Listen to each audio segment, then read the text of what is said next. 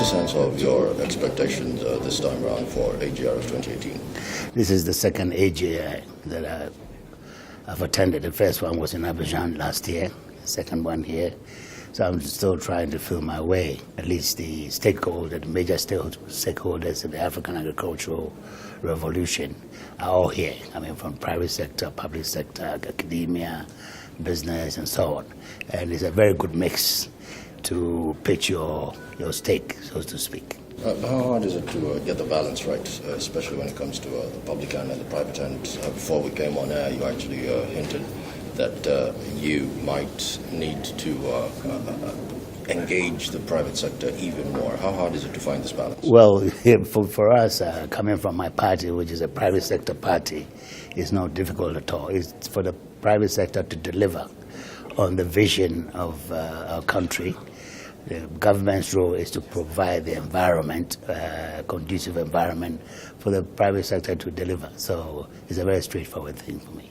Very interesting program you do have with Agra in Ghana. So many trees that have been planted, even jobs, that have been created. Just to walk us through this program. Well, the flagship program of the government is what we call Planting for Food and Jobs. That we believe that without agricultural transformation, economic transformation can never happen. From our experience in Ghana, from other African countries, from outside Africa, it's all the same, that we need to get agriculture going. And it's been the rhetoric for regimes after regimes, and it's not really reflecting in performance. It's not reflecting in performance because the resources required for that to happen from the public sector is not coming. I mean, for instance, in the case of Ghana, for the last 10 years, the share of agriculture ministry in the budget has really consistently been falling. Although they say that in the Maputo, the target is 10%, we went down from 6% down to only 2% by 2016. So we came as a government determined to restore the balance, and led by Planting for Food and Jobs, we see that the whole agricultural sector is beginning to respond, that we have the formula right, focus on the small holding, make sure that they have improved seed and fertilizer, and the extension there to link the technology to the farmer, and it will work. And in just 18 months, we see the results, tremendous. You just came back from the FOCAC meeting, more commitments made by President Xi Jinping yes. 4 years ago, less than 4 years ago. Again, he was on the African continent, right. Yet again, another 60 billion that was made in commitments. Right.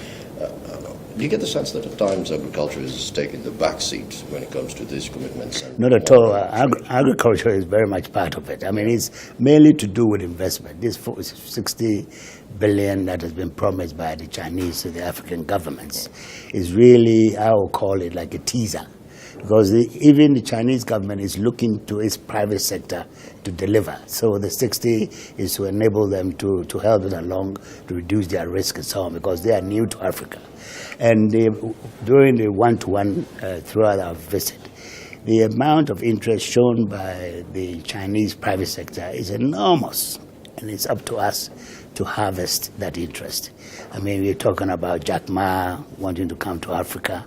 We're talking about JD wanting to come to Africa, and not only in the e-commerce and so on, but also the big machinery, Sino truck setting up in Ghana and all that. So a lot of interest shown by the Chinese private sector, and it's up to the African governments to ensure that this interest is realized in conjunction with what the government of China is prepared to offer. Many thanks for making time, Minister. Thank you.